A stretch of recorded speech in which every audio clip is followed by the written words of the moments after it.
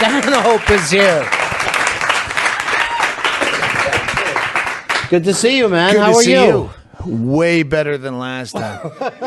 Was anyone here last time when we did this town hall thing? It was a little... I had a fucking major panic attack, which I'd never had. I've had a few since. Yeah. But I was like, my face was twitching. My hands were shaking, which I get the booze shakes from being a drunk. Right. But I mean, I was having a hard time speaking. Well, you had just written a book about your mom dying, and then you're doing a press tour, so It was all alcohol related, All I'm of it sure. was- I had nothing to do. I'd kill my mother again before I lived through that experience of I was like freezing up. Yeah. And I've had it a few times since where one time driving across the Mississippi on a road tour where I just started shaking. Bridges and anything that like height, I get like panicky, but I had to make my tour manager, who was sleeping in the passenger side, wake up, take the wheel. I can't steer. I think I'm going to drive us into the fucking Mississippi. So, yeah. And it's like, I don't know if you ever lost a boner because you were, but when you're afraid, like this chick's out of my league, what if I can't get it up? And the more you think about it, the more you can't get it up, because all you think about is I can't get it up. That's what it was like. I'm going to have one of those panic attacks because I'm on a bridge. Fuck, now it's happening and I can't stop it. But that was the first time. And when I was booked to do this tour today, Sirius, my manager says, "Oh, you probably don't want to do that Bennington again." I go, "No, I want to do that the most to show I'm not a fucking retard." Yeah. That is so funny, but that was, and it's come up quite a bit, right? But most of us drink to push that stuff away, those kind of feelings that you're talking about. But maybe, the alcohol isn't working as well as it used to. Well, it's working overtime. Yeah. So when it has a day off, it doesn't know what to do. And I remember saying that on the fact that I remember that vividly when I don't remember shit is telling. Yeah. Because I remember going, this is where I'd usually fucking belt down some whiskey really quick. But I remember even telling you, like, it wasn't as noticeable as it felt to you. You know what I mean? Yeah. So I was like, no, you're doing good. You want to take a break or whatever? And you're just like, what the fuck this is? I remember you giving me like an Artie Lang look at the end after everyone was leaving going, "Hey, take care of yourself." I'm like, this doesn't happen all the time. Yeah. Well, the last time that I saw Artie, he actually said to me, he's like, "Well, this is probably the last time I'll see you." And I go, "Don't do that shit, dude." You know what I mean? But it was that tour, the last book. Yeah. I think it was that night because it was like Stern early, then something, probably Pete Dominic, then something else, then you, then a podcast at my hotel with David Feldman. It ended at Artie's house, his podcast, late at night. And I had, started drinking early. I don't know if this is this. Anyway, whatever day, there were 3 days of promotion. And one of the days I ended up late at his place, and we both said goodbye to each other, each one of us going, that guy's going to be fucking dead. But it does keep everybody in the moment, right? Like when you're with Artie, you're like, hey, I'm going to hold on to this, Yeah, at that point, Yeah. God knows what he had done all day. Right, right. He had that. What was that? That lady boy he hangs out with. The I don't want to say the wrong name. Mario. Yeah. Mario. Yeah. Something Yeah. Italian. Yeah. And I kept. I was really lit, and I just kept saying, "You're a girl." Right. He's like, "No, I'm really not." Dude, I was so close to saying Norton, and I thought I can't fuck this up. I can't do this. No, it's a guy that looks like a lady. Yeah. Norton looks like the ugliest fucking lady. You would never confuse him. He doesn't know that. God bless him. But I remember Artie kept, and I know he's lit up. Yeah. And he's like, no, I'll drive you back to the city. I think he lives over the bridge in fucking Hoboken or some shit, or I don't know where. But he's like, I'll drive you. I go, no, we'll just get an Uber. You're too fucked up. We're too fucked up. Just no, I'll drive you. And I realize he's trying to ditch a handler. Yeah. And he's using us as the excuse. And once I understood that, I'm like, yeah, okay, you should drive us, because I understand having to fucking go get fucked up. Yeah. I don't ever have to have a handler because my drugs are legal. Right, exactly. And they don't blow your nose out like a prolapsed rectum. Well, you are lucky that you didn't pick up the taste for morphine, because that kind of changes everything, you know. I've always been drug-wise like cocaine. I do socially or medicinally. I can do it. Well, if you have 2 shows in the same night, and I drink fairly heavily. So if I have 2 shows, one of them's going to suck. But if I do a little bit of blow on the second show, it gives me that energy, like a 5-hour energy drink. And I think cocaine is healthier than a 5-hour energy drink. I honestly do. A fucking Red Bull makes me feel like my teeth are rotting like methamphetamine. Yeah. A bump of cocaine gets you through the show. I don't need to scour the town for more. So, yeah, I've always been able to do drugs socially, but that's because alcohol is my main drug. Yeah, that's your drug. If I get sober, I'd go, let's find some more Coke. I don't know, but I'm 50. It really is funny, though, how people can move on from one to the other. Like, oh, I think the problem is this, so I'll move on to this drug. Well, Norton fucking quit drinking, and now he has hookers piss on his face. Yeah. So you find an ancillary, dirty deed. Yeah. What was yours? I assume you used to do some shit. I used to do everything. I didn't turn down anything. And I am that person who went from, oh, my problem is this drug. Thank God there's this other drug. And I'm like, oh, this drug is the problem. Name names. Well, it would be any drug that exists today. It was Coke, it was meth, it was speed, it was Downs. You moved from morphine. what to what? I don't know. I all don't the know way if down the any road. of them are sponsors where we can't mention the adversary. You know what's funny? They're all fucking sponsors now, right? Everybody thinks they're like, well, look at the opiate problem that we have. Like, this isn't being made in somebody's bathtub, right? These are all legal drugs, and now the whole country is high.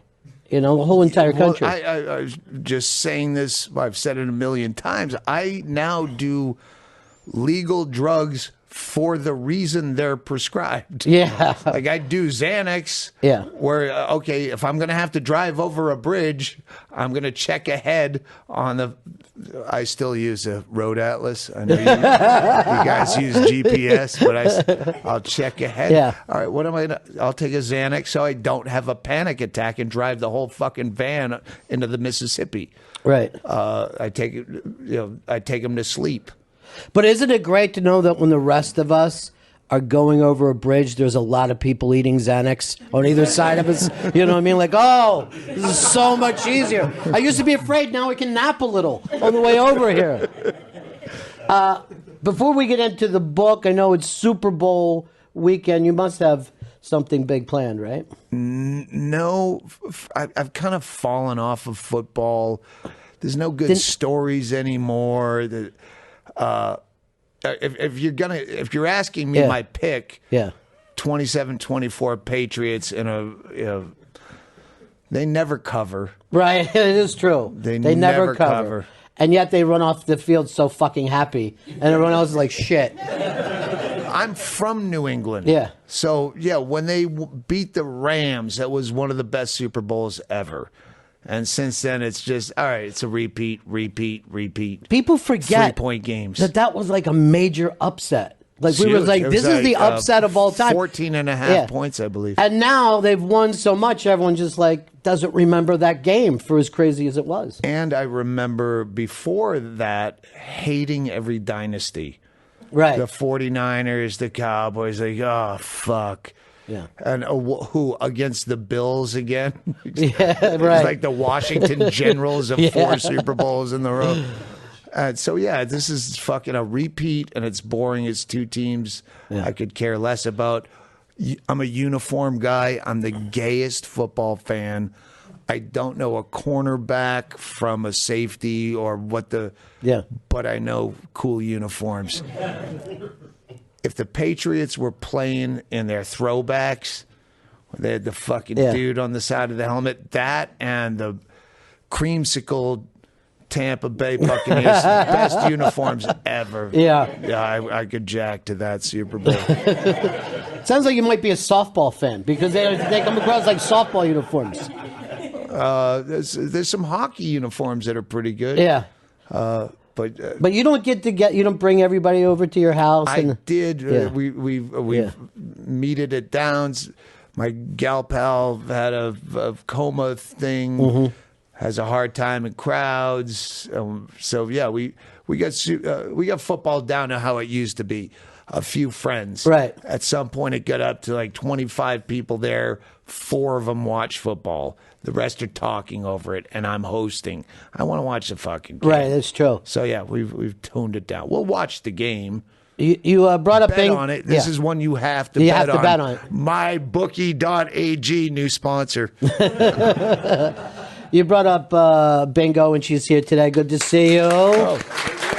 And she's doing well now. You had quite a scare. Well. Yeah. Big scare, coma, hospital for a month. Yeah, she's back. And I know that you were putting a lot of that on social media, and some people found it endearing, and other people found it horrifying. You know who found it really horrifying months later? Bingo. She's never going to. I was the most negative guy when she was in a coma because her family was all at the hospital, and anytime she'd sneeze or wiggle a digit, oh, she's showing great progress, and I'd race back over to the hospital. Like, you're fucking deluding yourself. This is not getting better. I was the big voice of negativity. Like, this is gonna be fucking awful. She's gonna be in a chair and shitting in a bag the rest of her life. Yeah. Just because she coughed, you go, oh, she's coming back. No. Yeah. Well, here she is. Here she is. She did it. She pulled it off. And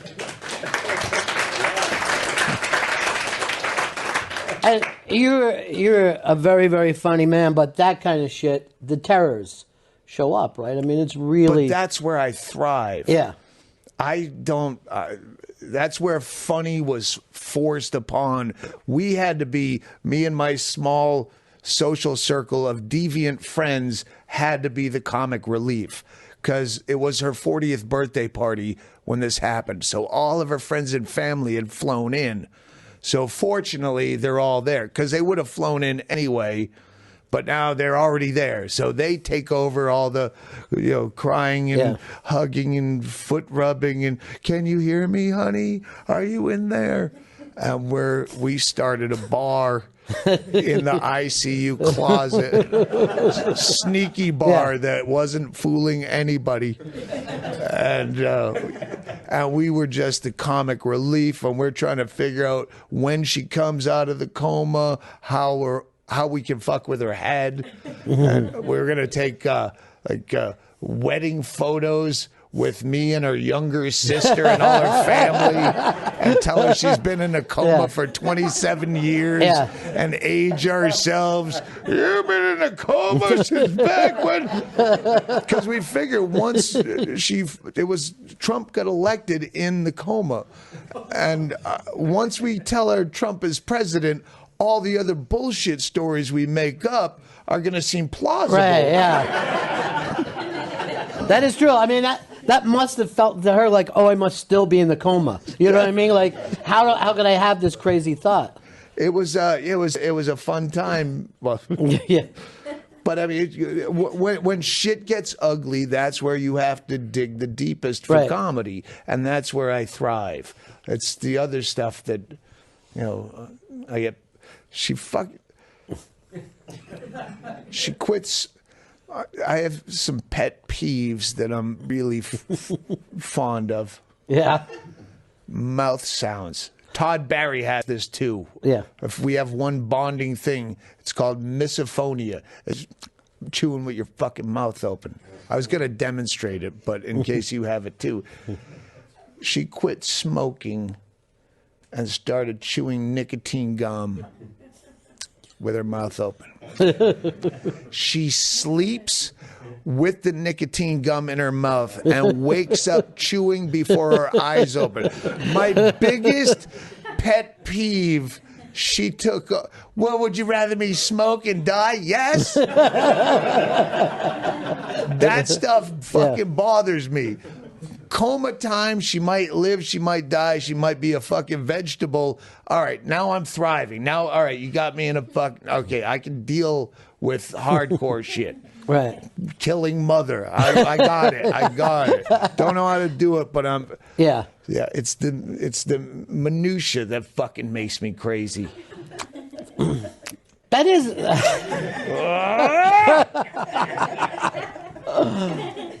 How does Bingo's family feel about you? Are they comfortable? They included me, not even included, they went to me on judgment calls. Yeah. It never got quite to pull the plug, but other things like if she has the trach and it doesn't do whatever, she might have a trach for the rest of her life. Yeah. So we're going to have a meeting with the doctor and the parents, who are professional, upstanding people. They ain't fucking Tanya Harding's fucking mom.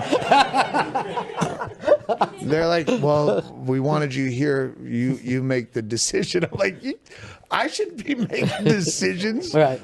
Like, I decide what. Hey, let's get an orange car. I like orange cars. I don't make decisions about like someone's health, permanent. That's your parents. Yeah, right. Exactly. My parents are dead, and I'm thankful. So,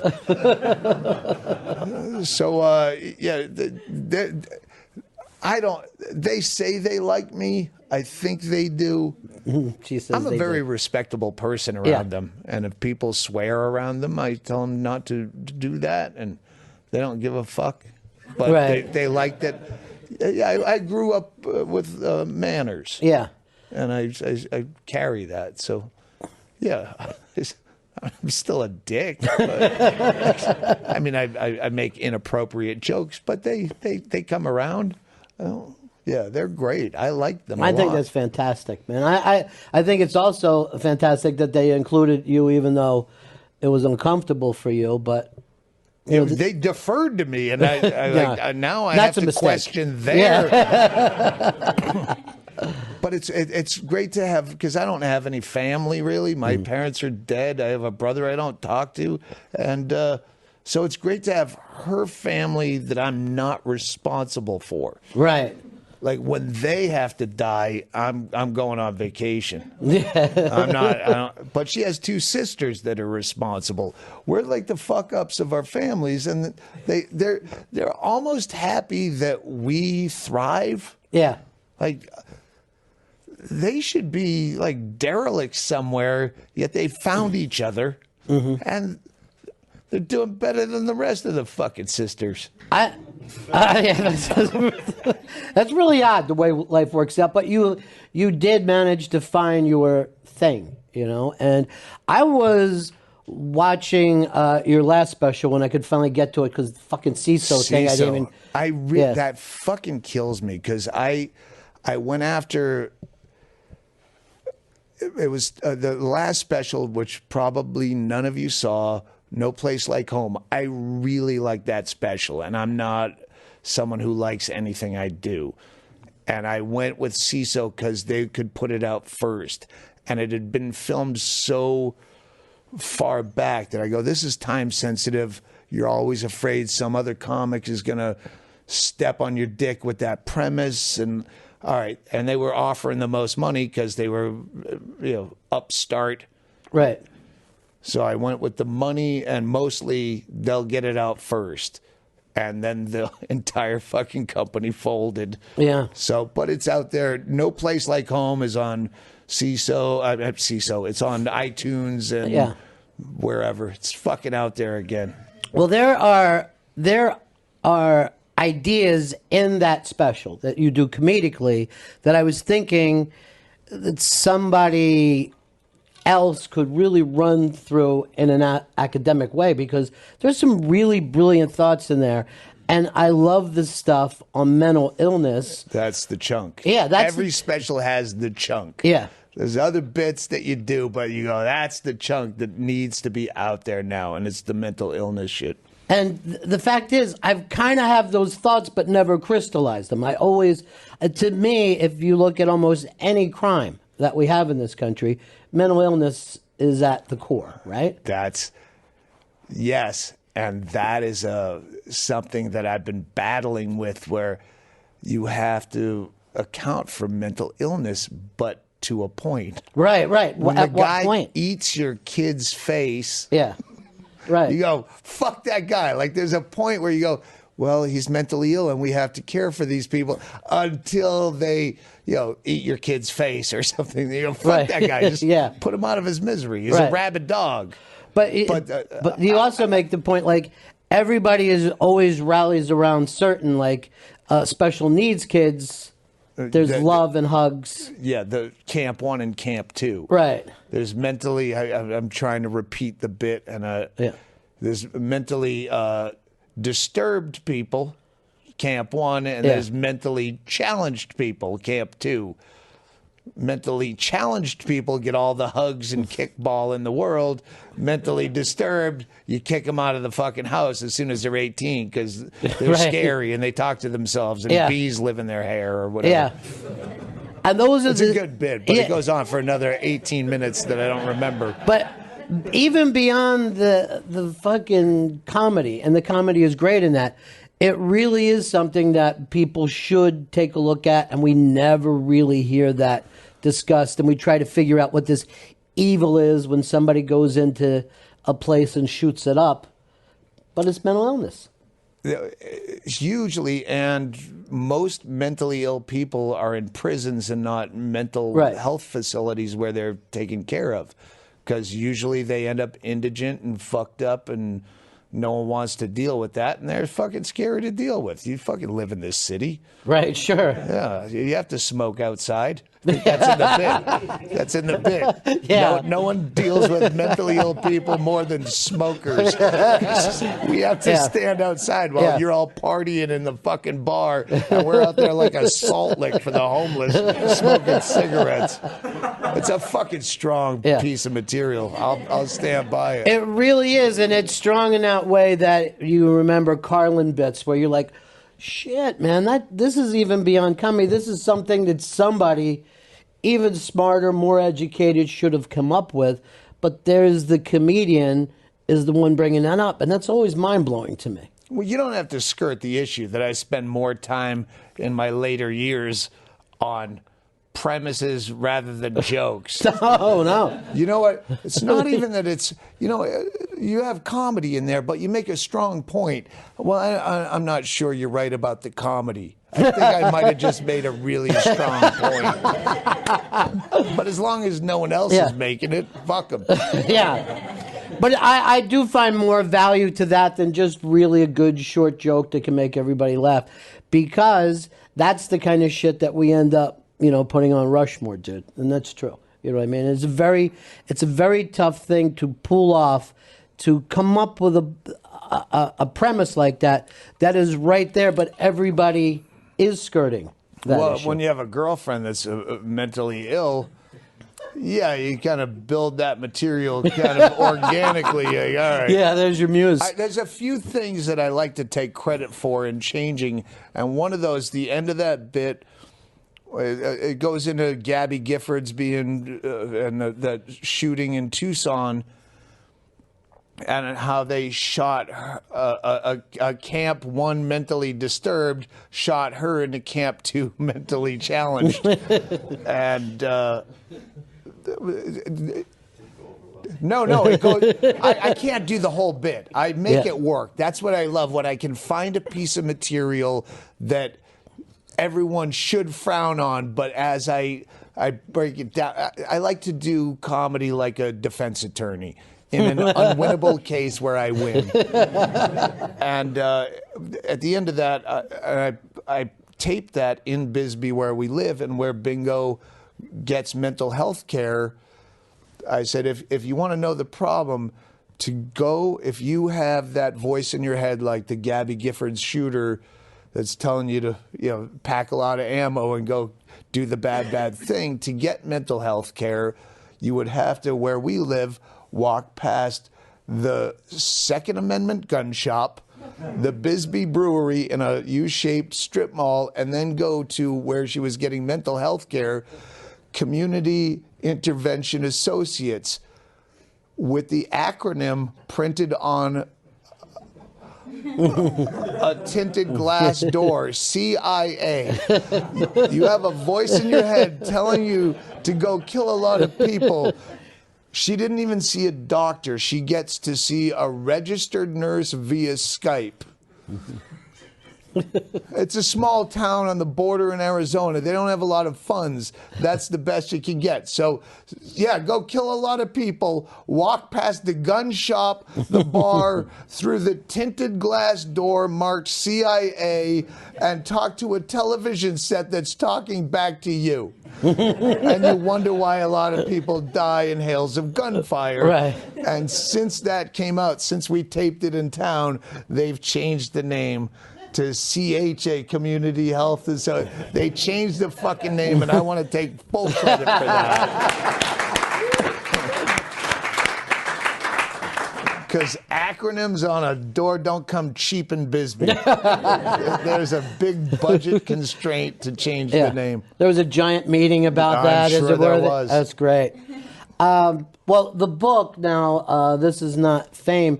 Now, this is your second book, and at this point, that's the book I wanted to write first, but the first one, honestly, I think my manager bullshitted the book company into a premise. It was about my mother's suicide and went from there and through my life. My relationship with my mother, they thought if I could write a book that chicks would read. I really think that was a marketing motivation for them to give me a deal. Because it's a relationship with your mother, and nobody gives a fuck. I love Margaret Cho, but when she starts doing my mother talk like this, all right, get to the funny shit. I even have that in. I have that in the introduction of this book.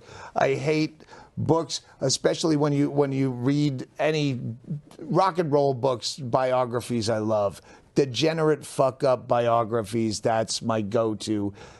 But you hate having to sit through the childhood and the parents were like this.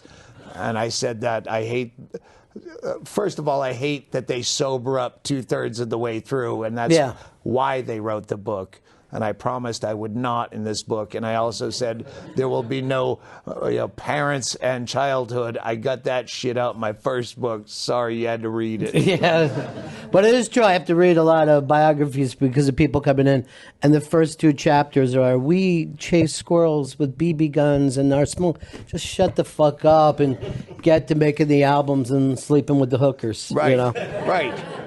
So this is all sleeping with the hookers. It's all sleeping with the hookers. This is all, But and I also love the that war stories. That you do just jump around from one great story to another. It's like talking with you. No one ever sets up their life story and tells it all the way through when you're hanging out with somebody. But the through line is about fame and the lack thereof, the trappings of. Like shit that this wouldn't, if I was a famous comic, that wouldn't have gotten printed just because of the Me Too thing. Right. Because there's so many Me Too stories I'm celebrating in that where other people are being fired for way less shit. Yeah. So one of the really great things that's happened to you is you didn't get too famous that they could attack you for this. You don't even feel like you're going to be on their radar. Well, I don't work for anyone. Yeah. You can get fired. Yeah. You work here. If you touch me inappropriately and I'm obviously drinking. So I have some kind of... the only people that can fire me are ticket buyers. I'm not going to lose a fucking Burger King sponsorship. Anytime you hear a comedian or any athlete, anyone in the public eye apologizing, it's because there's someone writing their fucking check. You're the only people that can fire me.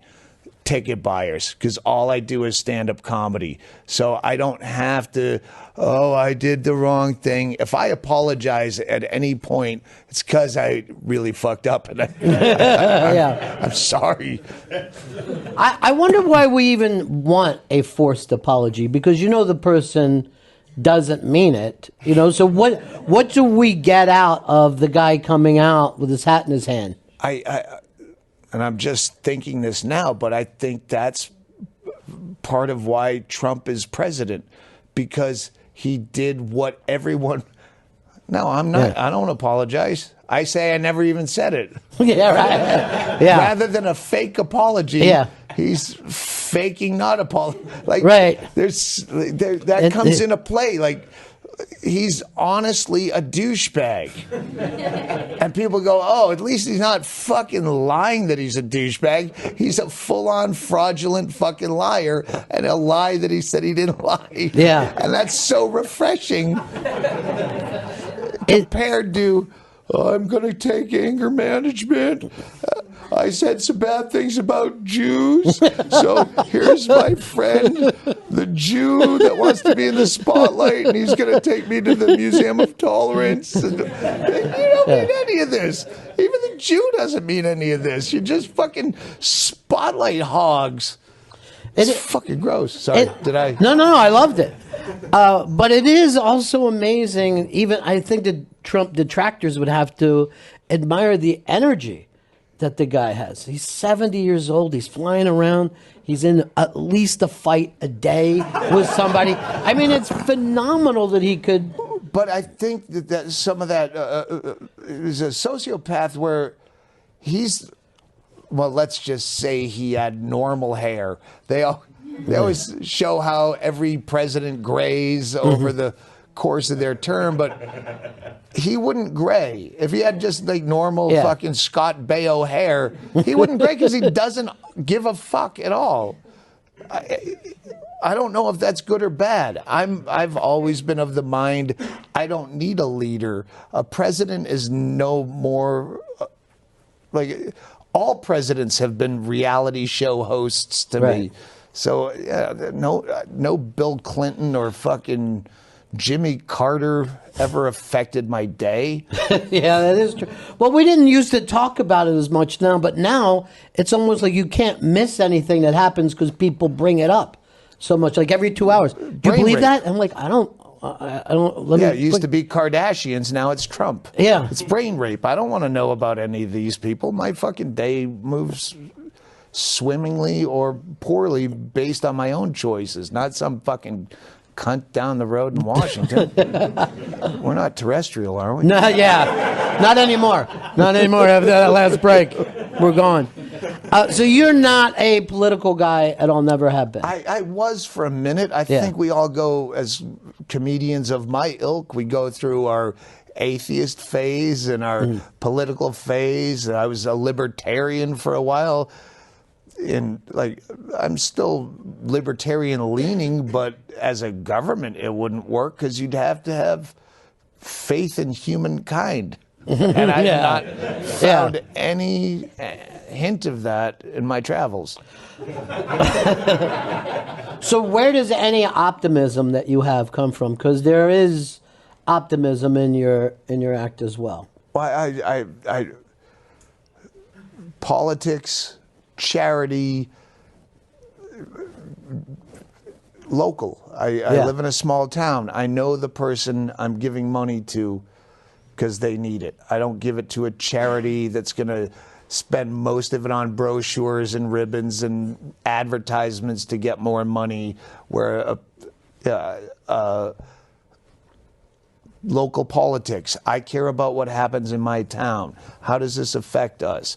The plastic bag ban in Bisbee was a huge fucking thing. It's a town of 5,000 people, and they're like, you know, plastic bags are stuck in the tumbleweeds. Why don't we just get rid of plastic bags or charge for them? Which is very anti-libertarian. But I'm like, yeah, you're right. It's fucking filthy.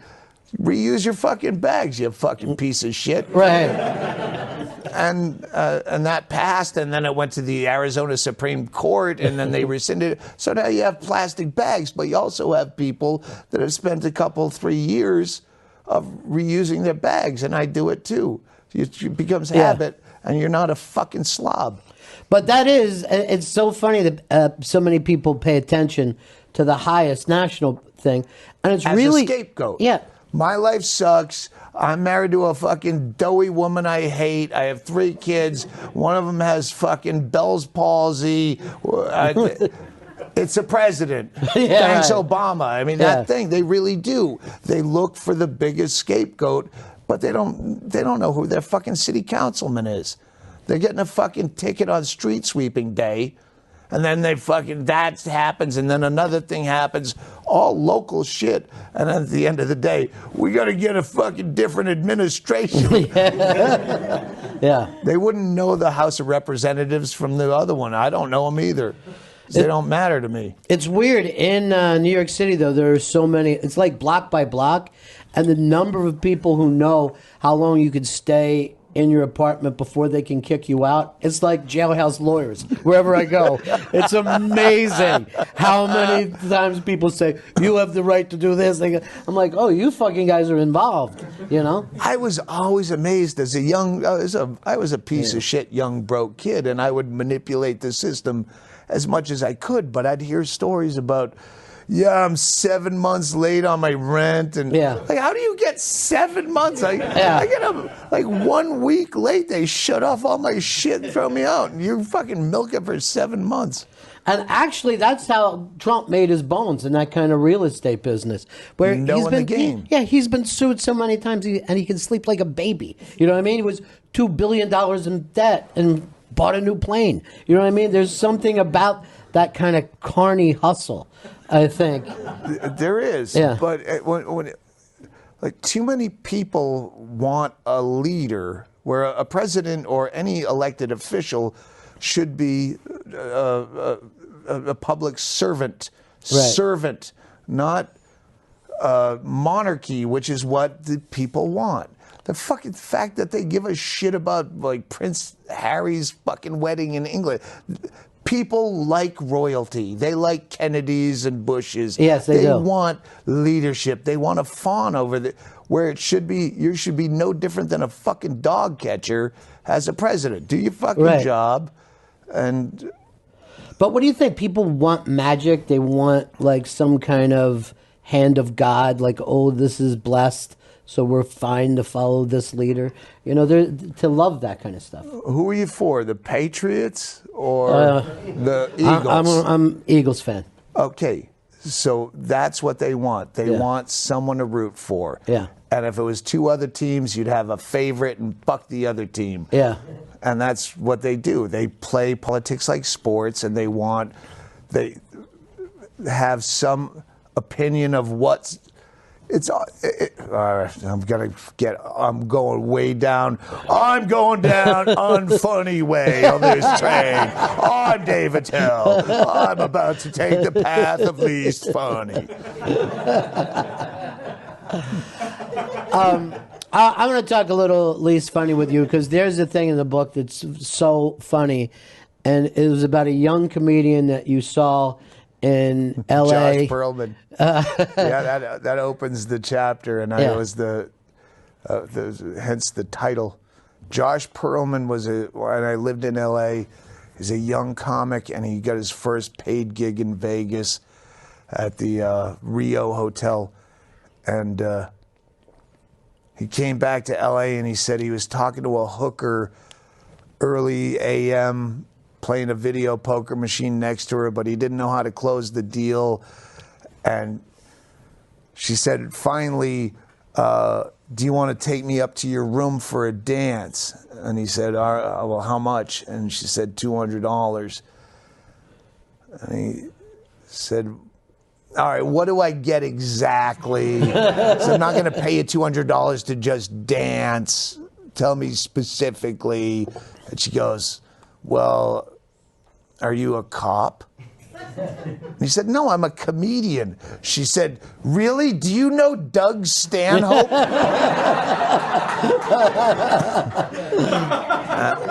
And the next line is, this is not fame.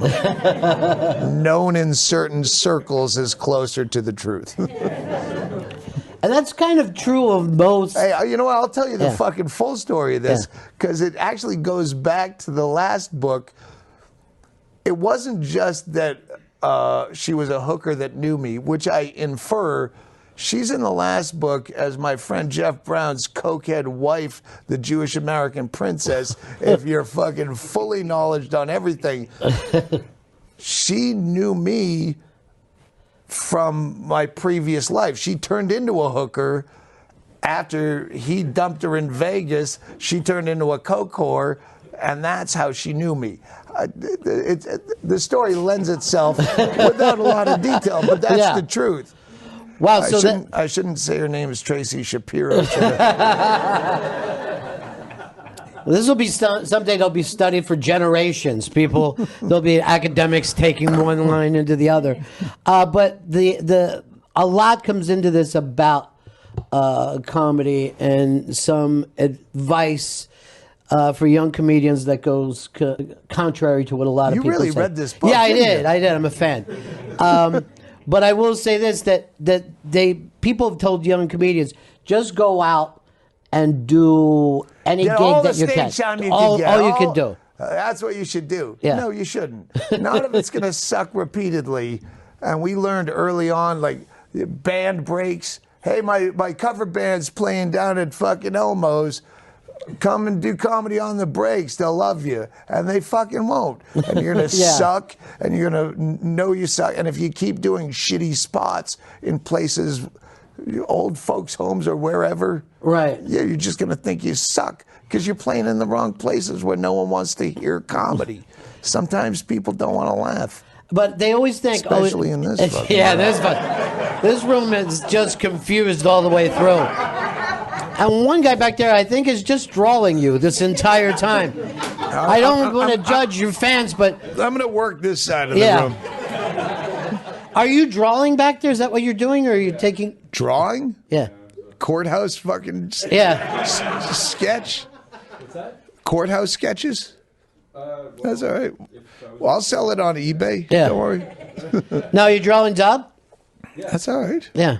Let's just lift up and let me see. I'm just so curious. Draw. That is amazing. Yeah, that's pretty accurate. Really good, man. God damn. Yeah. Someone tweeted me this morning. I've said it on every show, I think, but someone said, man, you're looking as bad as Hardy. I'm like, oh, man. No, I just saw Hardy. You're fine. I've seen Hardy, too. I haven't seen me. I don't have mirrors in my house on purpose. That is the best way to live life, isn't it? Just to ignore it all. Yeah. Just ignore it all. It's worked out so well for me. Medical issues. Yeah. Well, you just asked me. Who just asked me? You really don't ever go to doctors? And I go, no. Why would you? That's First insane. of all, it's a fucking business. Yeah. They get paid if they find something wrong with you. Right. And they keep looking. They're like cops that way. They just keep looking. Back when I gave an attempt to going to dentists when I lived in L.A., as you can tell, it didn't work out so well. And I would get coupons out of the fucking weekly. I'd go to the dentist with a coupon. And several dentists told me that I had cavities in different teeth and didn't see the cavity that the last dentist saw in different teeth. I'm like, this is all fucking bullshit. Yeah. And I feel the same way. I've had hernia surgeries because they were bloating out of my body so badly that I could see them. I could make fart sounds by touching them. Now I know it's a problem. But if you say, you should really get that removed, it's a fucking mole. Well, it could be cancer, and we should buy it. Fuck you. When I'm dying of cancer, I'm 50. I've ignored almost every problem, and most of them go away. So yeah, maybe you're fighting it off by not going there. You know, maybe you've beat cancer a couple times for all you know. Could have. Yeah. We don't know. I mean, we don't have that information. It could be. That Do you could go be to get physicals and shit? No. Hell no. Because they, again. I'll tell you, looking at you, it's not good. No. But it hasn't been good for a long time. Right. It hasn't been good for decades. It doesn't And hurt. I have had people, pretty healthy people, die around me all the time because they went to the doctor. Yeah, they went to the doctor. And a lot of times I feel like those people are carriers. I don't know what it is exactly, but there's a chance that they're catching shit there, you know? Or they find something that I don't know. Yeah. I'm 50, I shouldn't be. Yeah. I won. At 50, I said I won. Right, yeah. If I had 51, I'm piling on, a coach would say. Yeah, I've done fine. I have no interests anymore in life. Well, but you know, like we were saying, well, I'm not into football as much as I used to be. That is that sign of I've done it a lot. You know what I mean? I've done all this shit a lot. What do you want to do? Keep doing it? Yeah, you know? I don't know how to top myself. I don't have any, side projects I want to do, which is. These were lines that I did in that Louis episode. Right. Where I go, I've said this on stage, and you wrote the script, but I've already said this shit. Yeah. It's not wanting that's kind of the killer. I don't want anything.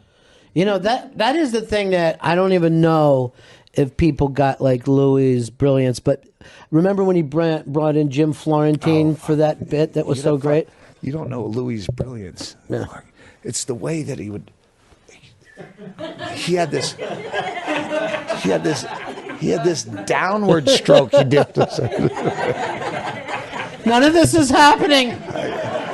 No one is jerking off in front of me right now. I have told this story.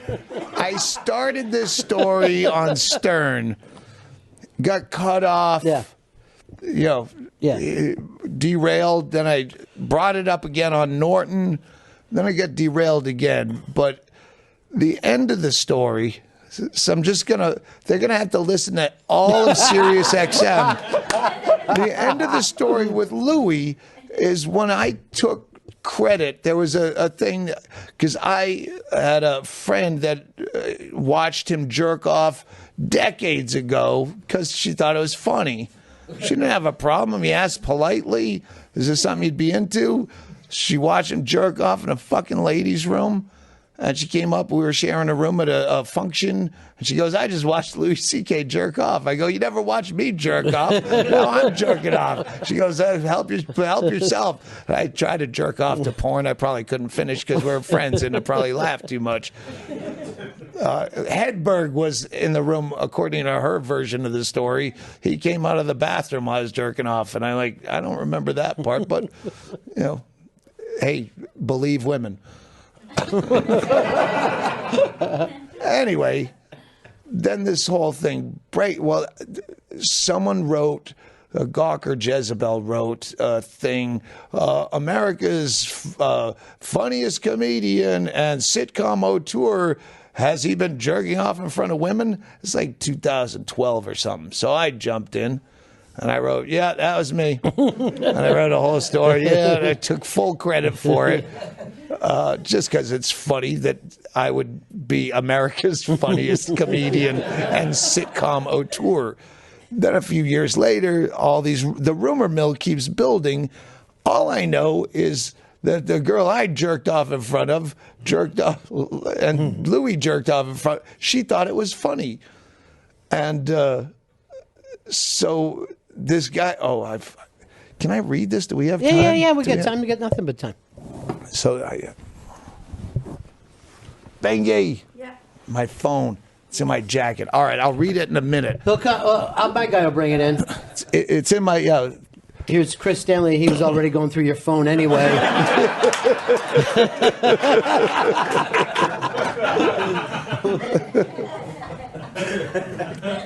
There he is, Chris Stanley with the phone.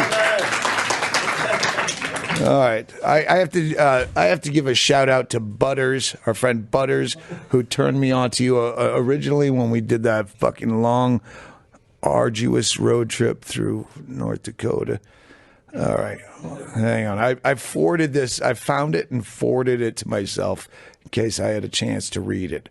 So I think it was 2012. One of the Gawker Jezebel, one of those people, came out with this mysterious comedian who jerks off in front of ladies. And from what my experience was, yeah, it was very polite. And I've jerked off in front of a million ladies. And a lot of them probably didn't want to see it, but they said yes. I mean, I've done so much worse shit than a lot of these people. Hang on, where's this fucking thing? Jerking off, that would probably be the one. So 3 years later, someone's back on the Louis C.K. thing, trying to fucking out him. And this guy, Gawker, was Gawker. He wanted to know what I knew because I took credit earlier, and he knew that it was facetious. So I wrote back to him, Jordan, your infatuation, when I fucked this up, imagine how long it took me to read my audiobook version. Jordan, your infatuation with comics masturbating in front of one another is as troubling as it is uninformed. Comics on any professional level masturbate at each other in the same way urban dancers might step to one another. Your opponent can then choose to try to match you and top your style and intensity, or simply concede defeat and walk away. Blocking the door with your back is an unspoken regulation, not to keep someone from leaving, but to keep non-comics from walking in and blowing it out of proportion. People like you. This isn't just a common practice with male comedians either. I can't count the number of times lady comics have clammed off at me in a green room. Tig Notaro, Bonnie McFarlane, Jackie Cation, and even the legendary Roseanne Barr have all beat me under the table, figuratively and literally. Did I cry foul or shout, hey, I have to use that microphone? No. I chalked it up to paying your dues and pulled stronger wood the next time. It's not about being sexually untowards. It's an age-old comedy practice meant to instill courage, pride, and to pump each other up before the show. The conveniently anonymous comedian sources may have stepped on an open mic here or there, but that doesn't qualify you as a true working comic any more than going to the batting cages makes you a baseball player. Baseball players who also legendarily jerk off in front of one another. I once went head-to-head with former Atlanta Braves pitcher John Rocker, who used the same handtique as his slider and made me look a fool. Andy Kindler is a proficient club wanker, notorious for turning his back to you during the ordeal. Maria Bamford prefers to smush it up to a window, which is why I never got ground room floors on the road with her. Ron White never even puts down his cigar and scotch. These people aren't perverts. These people aren't perverts. They're sophisticates with a respect for tradition. Jesus, this goes on a long fucking time. As for the alleged female comedy duo in Aspen, luring other acts to their room with the promise of illicit narcotics, you had to remember the fucking allegations at the time, you penned an article alluding to me making spank in front of them, yet coyly left out the fact that they had really shitty weed. That's yellow journalism. I'd offer you the old adage, write about what you know, and that certainly isn't stand-up comedy. Slapping off one's genitals in private comedy circles is as much a staple as the joy buzzer or whoopee cushion. The original Friar Club roasts were bar door. The original Friars Club roast were bar-doored bukkake sessions, mostly because everyone back then was scared the other comics would steal their jokes. if you want to crucify Louis C.K., it should be for pirating my overhand downward twist execution without giving me credit. Yes. So, sorry that took too long. But the point is, back when all those rumors were spreading, all I knew was my story, where it was completely consensual. And then when it came out in this whole Me Too thing, I got an email from that one old female comic friend saying, I was just thinking about you. I go, yeah, I was thinking about you too. We talked on the phone, and she's, I go, you coming out with this? She goes, no, I don't want to fucking be the one that was okay with it. Like, which is a serious other side of the coin. Like, a lot of chicks fucked Harvey Weinstein hoping to get a part. And they're not going to come out and go, yeah, I just went through with it. It just seemed funny at the time, because they'd be as castigated as him. Like, you just fanned the flames of that problem. So yeah, it's not like they can bring their Oscars back. You know what I mean? Like, oh, I guess I don't fucking want this anymore. And every fucking rock and roll band that was famed for abusing chicks in green rooms, the fucking Led Zeppelin smacking a girl on the ass with a fish. Yeah, we never hear of that. They're going to pull their fucking songs off iTunes. Yeah. Well, by the way, you could tell from that letter they sent, it's an amazingly great ability to write. Everybody knows how funny his stand-up is. But the writing in both of the books is incredibly good. The reading is never good. Yeah, the reading. A lot it takes. A lot it takes. Thank you so much for coming back, and you know, no panic attack this time, but I hope you enjoyed it anyway. I again, when he said, you probably don't want to do that. Fuck yeah, I gotta come. You have a shitty first show. You can't wait for that second show. I'm gonna fix this shit. Doug Stanhope, everybody. Thank you, Ron Bennington. This is not fame. Thank you so much, my friend. Thank you. See you next time. Thanks. Oh, and Ron, take care of yourself. So funny. Thank you, Doug.